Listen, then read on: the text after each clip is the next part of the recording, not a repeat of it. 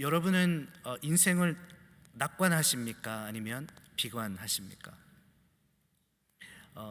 인류의 미래에 대한 여러분들의 견해는 낙관주의적이십니까? 아니면 비관주의적 입장이십니까? 지금까지 저희가 묵상해온 이 요한계시록의 말씀은 또한 어떤 입장이라고 여러분은 생각하십니까? 이 질문을 세상 사람들에게 했을 때 어떤 답이 돌아올까에 대해서 제가 먼저 좀 생각을 해봤어요. 근데 아마 틀리지 않게 대부분의 사람들은 낙관주의 쪽 입장에 자신을 세우지 않을까 하는 생각을 해봤습니다. 인류의 가능성을 믿는 것이죠. 몇 해 전입니다. 시대를 대표하는 4명의 지식인들이 한자리에 모여서 사피언스의 미래라는 주제로 토론회를 연 일이 있었습니다. 낙관론자 2사람 그리고 비관론자 2사람이 이렇게 서로의 그 주장을 먼저 펼치고, 그리고 토론이 끝난 다음에는 그 모인 관객들이 투표를 해서 토론의 승자를 가리는 그런 토론회였습니다. 토론의 결과는 낙관론자들의 압승이었어요. 압승. 그런데 토론의 내용으로만 봤을 때는 우열을 가리기가 좀 힘들었어요. 따라서 그 투표의 결과가 말해주는 것은 대중은 비관보다는 낙관을 선호한다는 그 사실이라고 생각을 합니다. 당시 낙관론을 주장했던 그 패널들의 그 근거로 내세웠던 내용 중에 지금 이 시대에 다시 한번 생각해 보게 되는 내용이 하나 있는데요. 이것이었습니다. 근대 이후 인류를 위협할 만한 전염병은 더 이상 존재하지 않는다. 이게 2015년에 있었던 토론이었기 때문에 아마 이런 말이 가능했던 것 같습니다. 하지만 그로부터 4년이 지난 후에 인류는 역사의 전례가 없는 전염병의 시대에 들어가게 되죠. 인류가 스스로의 운명을 낙관하는 근거가 얼마나 취약한 것인가를 보여주는 단적인 예라고 저는 생각을 합니다. 자유주의적 모더니즘이란 말에 다 이게 포괄할 수 있다고 생각을 하는데요. 인본주의를 바탕으로 한 그런 철학 사상이나 학문은 인류의 역사는 영광스러운 미래로 가는 위대한 행진이다, 이런 식으로 주장을 하고 가르쳐 왔습니다. 이 세상은 인간이 원하는 대로 다 될 수 있을 것이다 라고 믿는 것이죠. 이러한 사상이 과학 분야에서 나타난 것이 진화론이라고 생각을 합니다. 진화론은 애초에 생물학에 국한되어서 받아들여진 그런 가설인데요. 이것이 사회학, 정치학 또는 경제학에서까지 열렬하게 이게 수용되어지고 또 적용되어지게 됩니다. 그래서 이제는 생물학적 진화 개념을 넘어서서 인류의 진보라고 하는 좀 더 포괄적인 의미로 이게 진화를 하게 되죠. 그래서 인류의 밝은 미래를 믿고 싶어하는 사람들에게 과학적 정당성을 부여하게 됩니다. 그러나 그들의 믿음과 달리 실제로는 어떤 일이 일어났습니까? 그들이 진보라고 믿는 발전이 거듭될수록 인류는 악이라고 하는 그 문제 앞에서 신음하게 되죠. 2차례의 세계대전, 인종학살, 대량 살상무기, 핵무기, 아동성매매, 마약, 환경문제, 그리고 코비드-19,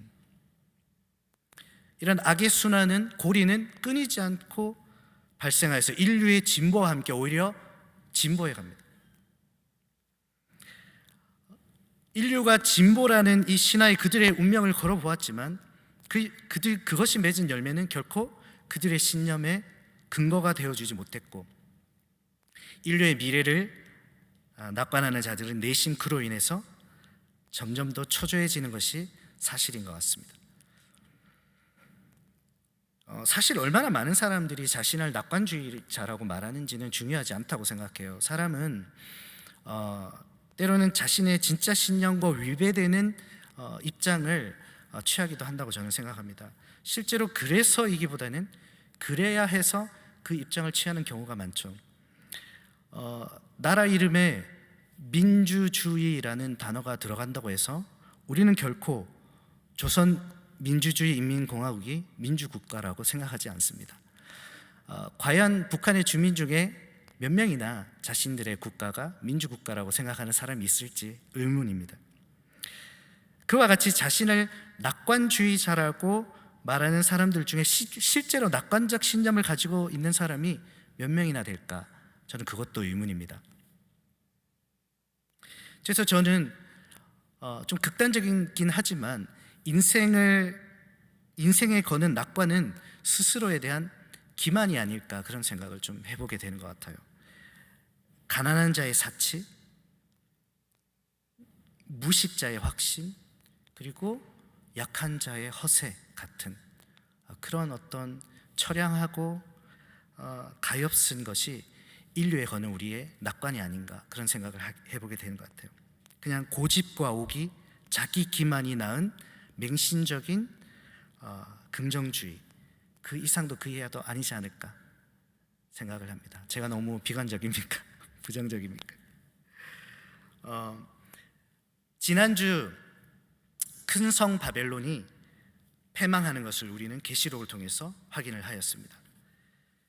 이것이 인간들이 신앙하는 인류 진보의 결말이라고 성경이 우리에게 보여주고 있는 것 같습니다.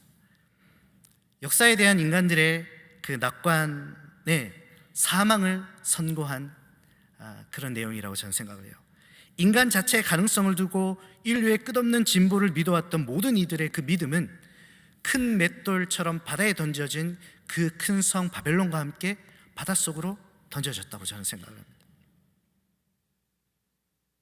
그리고 오늘 말씀이 이어지는데, 계시록은 그 큰 성 바벨론에 속하지 않은 자, 구원받은 우리 성도들에게 새하늘과 새 땅이라고 하는 새로운 소망을 펼쳐 보여주고 있습니다. 혹자들은 기독교가 염세적인 종교라고 이야기를 합니다. 종말과 심판을 이야기하는 종교를 염세적이라고 이야기하는 것에는 충분히 일리가 있다고 저는 생각을 해요. 하지만 기독교가 염세적인 것은 구원받지 못한 그 바벨론에 속한 자들, 손과 이마에 짐승의 표를 받고 바벨론의 원리로 살다가 결국에 그 불못에 던져질 운명의 자들에게나 그렇지, 구원받은 자들에게는 사실 진짜 소망을 약속하는 종교가 저는 기독교라고 생각을 해요. 그 소망을 보여주는 것이 바로 오늘의 이 새하늘과 새 땅에 대한 약속의 말씀이라고 저는 믿습니다. 1절을 보면 처음 하늘과 처음 땅은 없어졌다 라고 합니다. 없어져야 할 존재였고 없어져야 할 운명이었기 때문에 없어졌습니다. 그래서 성도는 장차 없어질 이 처음 하늘과 처음 땅에 소망을 두고 살아서는 안 되는 것입니다. 이제 곧 무너져 없어질 집에 도배를 하고 장판을 깔고 거기에 가구를 맞춰 드리는 사람은 없습니다. 우리가 소망을 두어야 할 것은 새 하늘과 새 땅이지 결코 없어질 처음 하늘과 처음 땅이어서는 안 된다는 것을 우리는 명심해야 될 줄 믿습니다. 바다가 다시 있지 않더라라는 말은 이제 더 이상 죄가 없는 상태를 의미합니다. 앞서 하나님을 대적하는 짐승들이 바다에서 올라오는 것을 우리는 보았습니다. 바다는 죄를 상징하는 것이고 새하늘과 새 땅에는 더 이상 죄를 상징하는 바다가 존재하지 않습니다. 죄로 인한 고통이 더 이상 없는 곳이 바로 새하늘과 새 땅이라는 그런 뜻이 되겠죠. 2절에는 거룩한 성 새 예루살렘이 하늘에서 내려와요. 그 모습이 마치 신부가 남편을 위하여 단장한 것 같더라 라고 기록되어 있습니다. 여기서 남편은 신랑 대신 예수를 의미하는 것이겠죠. 신부의 모습으로 내려오는 그 새 예루살렘은 무엇이겠습니까? 바로 예수님의 신부된 교회를 의미하는 것입니다. 그리고 이어서 3절에는 그 신부된 교회와 우리 주님이 함께 거할 하나님의 장막이 등장합니다. 바로 그 하나님이 우리와 함께 하시면서 우리의 눈물을 닦아주신다고 그렇게 사절에 기록되어 있습니다. 며칠 전에 저희 8살 된 저희 둘째 아이가 부엌에서 접시를 떨어뜨려서 깨뜨렸어요. 쨍그랑 소리가 나는데 다행히 다치진 않았습니다만은 그 접시가 떨어지면서 이제 발등을 스쳤나 봐요. 아팠겠죠. 근데 아팠을 텐데도 울지 않고 이렇게 바짝 얼어 있다가 엄마가 소리에 놀라서 이렇게 뛰쳐나오는데 그 모습에 울음을 빵 하고 터뜨립니다. 물론 아빠인 저는 그냥 그 과정을 그냥 이렇게 자세히 지켜보고 있었습니다. 이렇게 집안일에 그렇게 제가 관여하지 않습니다. 적극적으로 아주 서럽게 우는 거예요. 서럽게. 그런데 엄마가 그 우는 아이를 이렇게 안아주면서 눈물을 이렇게 닦아주는데 그 모습이 그날따라 너무 평화롭게 이렇게 다가오는 거예요. 너무 제가 위로가 되는 거예요. 나도 울고 싶다. 나도 울고 싶다. 울면 나도 저렇게 좀 닦아주려나 그런 어림없는 생각을 제가 했었는데 정호승 시인의 시에 이런 구절이 있죠. 다른 사람의 눈물을 닦아주는 사람의 모습은 그 얼마나 고요한 아름다움인가. 고요하지 않았어요. 아이가 앙 하고 우는데 근데 그 소리가 들리지 않을 만큼 정말 너무나 아름다운 모습으로 보였던 것이, 우리가 맞이할 그 새하늘과 새 땅은 하나님이 우리의 눈물을 그렇게 친히 닦아주시는 곳입니다. 여기서 눈물은 단순히 우리가 삶의 질고로 흘리는 그런 눈물을 의미하는 것은 아닐 거예요.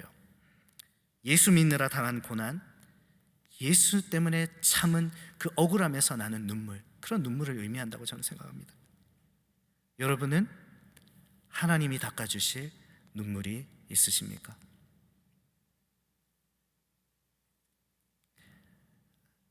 근데 사실 이 내용은 우리 담임 목사님 요한계시록 강해 때 하셨던 말씀이거든요. 제가 이 파트가 너무 좋아가지고 그대로 그냥 카피해서 가져와서 지금 여러분께 질문을 드린 거예요. 죄송합니다. 제가 허락도 안 받고. 카피한 게 아니라 오마주라고 생각해 주세요. 오마주.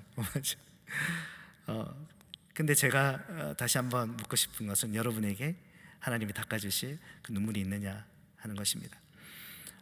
웬만한 일은 내가 그냥 성격대로 이렇게 알아서 하기 때문에 별로 눈물을 흘릴 일이 없습니다. 뭐 그런 분 계십니까?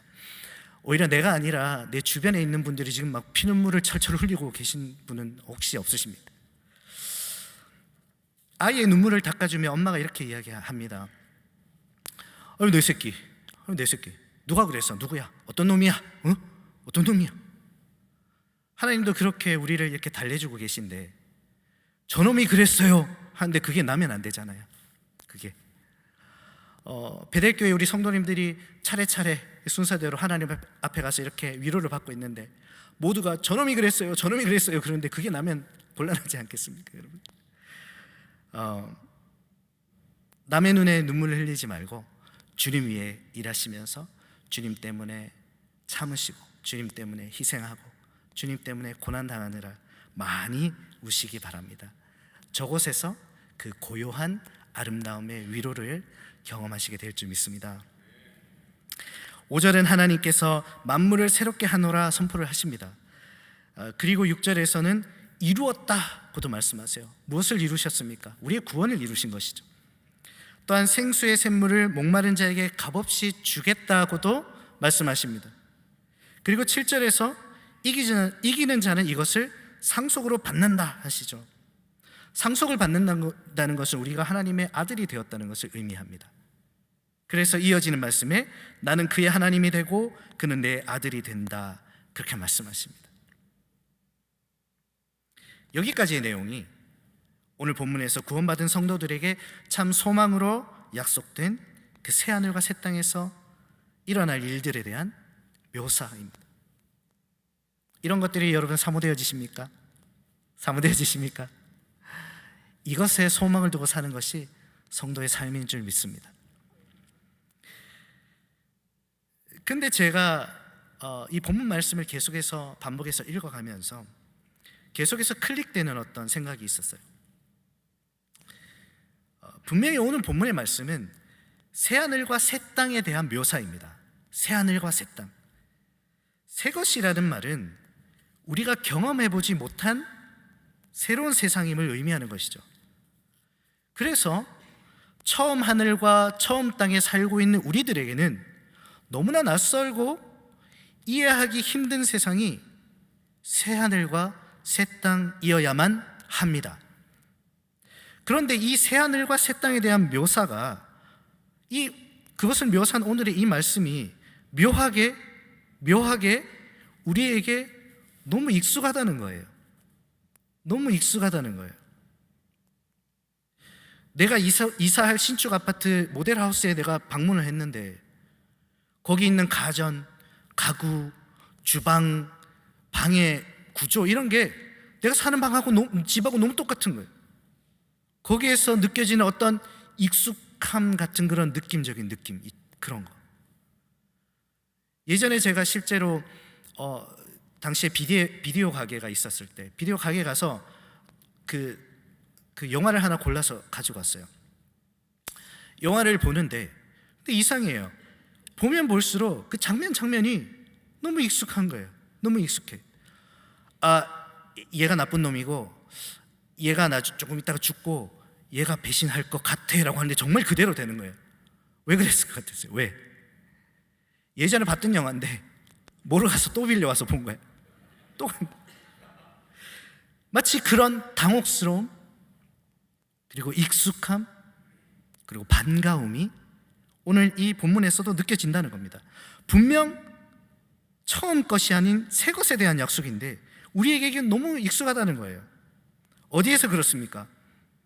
마태복음 1장 23절 보라 처녀가 잉태하여 아들을 낳을 것이요 그의 이름은 임마누엘이라 하리라 하셨으니 이를 번역한즉 하나님이 우리와 함께 계시다 함이라. 오늘 본문 3절에서 하나님이 우리와 함께 하신다는 약속은 이미 이 임마누엘의 하나님으로 이 땅에 오신 예수 그리스도를 통하여 성취되어서 우리가 누리고 있다는 거죠. 마태복음 5장 4절 애통하는 자는 복이 있나니 그들이 위로를 받을 것이며 애통하여 우는 자의 눈물을 닦아주신다는 이 말씀은 이미 산상수훈을 통하여 우리에게 약속되어서 우리가 예수님 안에서 이미 누리고 있는 축복입니다. 고린도후서 5장 17절 그런즉 누구든지 그리스도 안에 있으면 새로운 피조물이라 이전 것은 지나갔으니 보라 새 것이 되었도다. 오늘 본문 5절에서 만물을 새롭게 하신다는 말씀도 그리스도 안에서 새로운 피조물이 된 우리가 이미 누리고 있는 축복인 거예요. 본문 6절에서 이루었다는 말씀은 십자가 위에서 다 이루었다고 말씀하신 그 예수님의 말씀으로 연결이 되는 것 같습니다. 생명수 샘물을 값없이 주리라는 그 축복도 우물가에서 만난 여인에게 선포되어 이미 우리에게 경험되고 누려지고 있는 축복인 거예요. 요한복음 4장 14절 내가 주는 물을 마시는 자는 영원히 목마르지 아니하리니 내가 주는 물은 그 속에서 영생하도록 솟아나는 샘물이 되리라. 요한복음 1장 12절 영접하는 자 곧 그 이름을 믿는 자들에게는 하나님의 자녀가 되는 권세를 주셨으니 오늘 본문 7절이 묘사하는 하나님의 아들이 될 것이라는 그 축복도 이미 우리가 그리스도를 영접한 순간 우리가 누리고 있는 축복인 것입니다. 새 하늘과 새 땅의 묘사들이 왜 우리들에게 이토록 익숙하게 다가옵니까? 왜 그럴까요? 새 것인데 아직 오지도 않은 것인데 우리 자신도 모르는 사이에 우리가 이미 그 새로운 세상을 먼저 경험하고 있었기 때문이라고 저는 생각합니다. 누구를 통해서? 이 땅에 오신 구세주 예수 그리스도를 통하여 우리가 이미 새하늘과 새 땅의 축복을 누리고 있었던 것이죠. 그렇습니다. 우리가 묵시 속에서 완성될 그 새하늘과 새 땅은 이 땅에 오신 예수 그리스도가 임마누엘의 하나님이 되어주시고 애통하는 자들의 눈물을 닦아주시고 그 안에서 새로운 피조물이 되게 해주시고 영원히 목마르지 않을 생수가 되어주시고 그분을 영접하여 하나님의 아들이 되는 권세를 얻게 하심으로 이미 우리 삶에서 경험하게 해주셨던 것입니다. 그러한 경험이 이루어지는 장소가 어디입니까? 그것이 어디입니까? 바로 그리스도의 신부된 바로 이 교회라는 것입니다. 우리가 신앙생활하는 이 교회가 이렇게 어마어마한 장소인 것입니다. 그렇게 교회는 묵시 속에 완성될 그 하나님의 나라가 새하늘과 새 땅이 인간의 시간 속으로 돌파하여 들어와서 이곳에서 실제가 되어버린 장소인 것입니다. 그게 교회인 것입니다. 예수 그리스도의 길을 예비했던 세례 요한이 외쳤던 천국 복음, 회개하라 천국이 가까이 왔다. 이 천국 복음대로 예수 그리스도가 이 땅에 오심으로 미래에 완성될 그 천국, 그 새하늘과 새 땅이 인류의 역사 속에 임하였고, 그분의 부활을 통해 완성된 그 교회 안에서 우리가 이미 미리 그 축복을 앞당겨서 그 새하늘과 새 땅의 축복을 누리며 살고 있기 때문에 오늘 이 본문의 말씀이 마치 예전에 봤던 영화를 또 보고 있는 것처럼 우리에게 너무나 익숙하게 다가오는 것이라고 저는 생각합니다. 그래서 인류가 그토록 염원하는 낙관적 미래는 인류의 그 진보에서 오는 것이 아니라 묵시 속에 그 새하늘과 새 땅이 실제가 되어 이 땅에 임한 그리스도의 몸된 그 교회를 통해서만 누려질 수 있는 것이라고 저는 믿습니다. 저는 최근에서야 교회 오빠라는 영화를 봤어요. 우리 목사님들이 여러 번 그 설교 때도 인용해 주시고 해서 봐야 되는데 하다가 최근에서 봤습니다. 정말 영화를 보는 내내 마음이 너무 먹먹했던 그런 영화였습니다. 주님이 그 먼저 가신 이관희 집사님의 그 눈물을 이렇게 닦아주시는 모습을 상상해 보게 됩니다. 저는 영화 속에서 물론 여러 장면이 너무 기억에 남는데 가장 기억에 남는 장면이 그 이관희 집사님이 인터뷰하셨던 장면이었어요. 이런 내용의 인터뷰를 하셨습니다. 그분이 이렇게 투병한다는 소식이 알려지고 많은 목사님들이 오셔서 기도도 해주시고 위로를 해주시는데 대부분의 말씀이 이런 말씀이었다고 해요. 하나님이 고쳐주실 겁니다. 끝까지 믿음 놓치지 않고 기도하면 반드시 하나님 치료해 주실 겁니다. 그런데 너무 감사한데 그 말씀이 별로 위로가 안 되더라는 거예요. 근데 그러던 중에 어떤 목사님이 이렇게 말씀하셨는데 그게 그제서야 정말 위로가 되더라고 하셨습니다. 집사님, 우리 주님 계신 곳으로 가시잖아요. 두려워하지 마시라고. 두려워하지 마시라고. 여러분은 어려울 때 우리 목사님 통해서 어떤 위로의 말을 듣기를 원하십니까? 만약에 여러분이 이관희 집사님이었다면 그 두 종류의 위로의 말 중에 어디에서 위로를 얻으셨을 것 같으십니까? 그 말이 더 위로가 된 이유는 여러분의 소망이 어디에 있기 때문이라고 여러분 생각하십니까? 오직 새하늘과 새 땅에 소망을 두고 거기서 위로를 받는 여러분 되시기를 간절히 소망합니다. 말씀을 정리하겠습니다. 요즘 한국에 계신 저희 어머니와 통화할 때 어머니가 요즘 들어 부쩍 많이 말씀하시는 것이 이 말입니다. 아들아, 인생이 참 짧다. 인생이 진짜 금방이다. 사실 저는 어머니에게서 이 피와 살을 받아서 살아가고 있잖아요. 한때 저와 한 몸이셨던 어머님이 저보다 먼저 인생을 사시다가 그 인생의 끝에 아주 가까이 이제 다가가셔서 거기서 느껴지는 그 허무감으로 신음하고 계신 그런 말씀으로 제가 들리는 거예요. 그 말이 인생이 짧다. 아들아, 인생이 짧다. 그래서 그 말을 들을 때마다 마음이 막 무거운 거예요. 제가 위로한답시고 한 말은 엄마 100살까지 살 건데 뭐 그러시냐고. 그러니까 어머니 그러세요. 네 형은 120까지 살 거라 그러던데 아우가 형보다 못하다.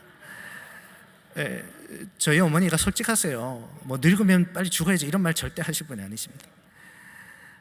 저희 아버지는 6해 더 이렇게 위신데 어머님보다 늘 그러세요.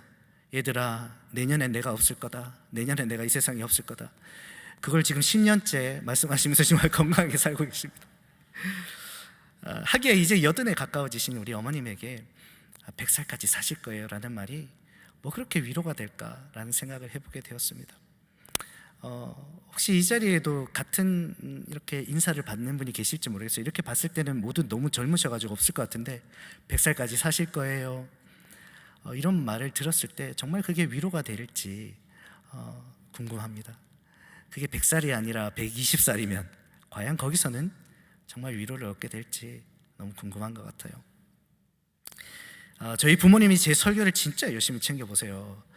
기타 치던 딴따라 아들이 목사 돼가지고 설교한다니까 너무 신기하신가 봐요. 열심히 챙겨보세요. 가끔은 네 말이 너무 빠르다, 마치 랩하는 줄 알았다 뭐 이러시면서 막 그렇게 막 코치도 해주시고, 무조건 잘 된다 그래야 돼, 그래야 성도님들이 좋아한다고, 듣기 싫은 소리 하면 안 된다고 막 그런 조언도 해주시고 그렇습니다. 오늘 말씀 준비하는데 인생이 너무 짧다 그렇게 한숨 쉬시던 어머님이 자꾸 떠올랐어요. 그리고 말씀이 준비가 끝나갈 쯤에는 이 새하늘과 새 땅에 대한 말씀이 오늘 이 설교를 들으실 우리 어머니에게, 저희 어머니에게 위로가 됐으면 참 좋겠다, 그런 생각이 들었습니다. 큰 성 바벨론의 원리가 지배하는 세상은 이 땅에 오래 남을 수 있는 것에 가치를 둡니다. 그러한 이 처음 땅 섬 하늘에 우리가 소망을 두고 살면 우리가 이 땅을 떠날 날이 다가올수록 점점 가치가 없게 느껴지는 자신으로 인해 우리는 그 허탈감에 신음할 수밖에 없다고 저는 생각해요. 그러나 장차 다가올 그 새하늘 새 땅에 우리가 소망을 두면 우리가 나이가 들어갈수록 비록 이 땅에서는 처음 세상에서는 멀어지지만 그 새 세상에는 우리가 점점 다가가는 것이기에 허무와 절망이 아니라 소망과 환희가 있는 그런 삶이 될 줄 믿습니다. 그리고 진짜 그곳에 소망을 둔 자들은 이 역사 속에서 미리 당겨져 실제가 되어버린 이 새하늘과 새 땅, 이 주님의 몸된 교회에서 그곳에서의 축복을 미리 당겨 맛보며 날이 갈수록 허무해지는 인생이 아니라 그곳에 가까워질수록 감사하며 찬송하며 기대하며 기뻐하며 살아가는 그런 삶이 될 줄 믿습니다. 이 소망을 주시기 위해 우리 주님이 이 땅에 오셨습니다. 이 시즌이 되면 우리가 이렇게 인사하죠. 메리 크리스마스 and a 해피 뉴 이어. 해피 뉴 이어. 근데 저는 이 인사가 틀렸다고 생각해요. 세상은 계속 우리를 속이죠. 내년에는 더 행복해질 거야. 내년에는 더 행복해질 거야. 아니야, 내년에는 더 행복해질 거야. 그러한 인류의 진보를 믿는 그런 곳에 소망을 두지 말고 우리는 해피 뉴 이어가 아니라 해피 뉴 헤븐 앤 얼스. 마지막이 번데기 발음이에요. 그래서 제가 참 힘든데 해피 뉴 헤븐 앤 얼스, 거기에 소망을 두어야 될 줄 믿습니다. 우리 주님이 이거 주시기 위해 이 땅에 오셨습니다. 그 뉴 헤븐 앤 얼스를 이 땅에서 우리가 미리 누리며 저 천국 본향할 날을 기대하면서 살아가시는 저와 여러분 되시기를 간절히 바랍니다. 함께 찬양하시겠습니다. 찬송가 222장 보아라 즐거운 우리 집, 우리가 거할 거기 그 새하늘과 새 땅을 사모하는 마음으로 함께 불렀으면 좋겠습니다. 보아라 즐거운 우리 집, 밝고도 거룩한 천국에 거룩한 백성들 거기서 영원히 영광에 살겠네. 거기서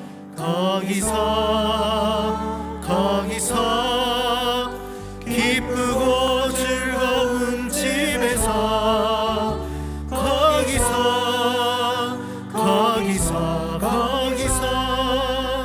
영원히 영광에 살겠네. 우리를 구하신 주님도 거룩한 그 집에 계시니 우리도 이 세상 떠날 때 주님과 영원히 우리의 일생이 끝나면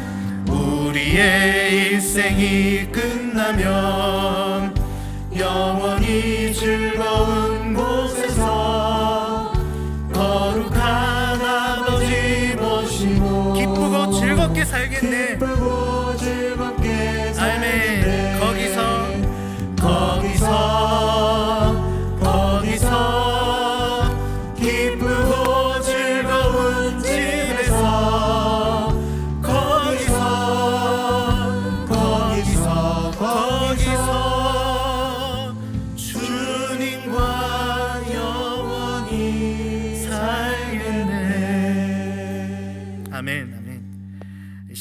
기도하시겠습니다.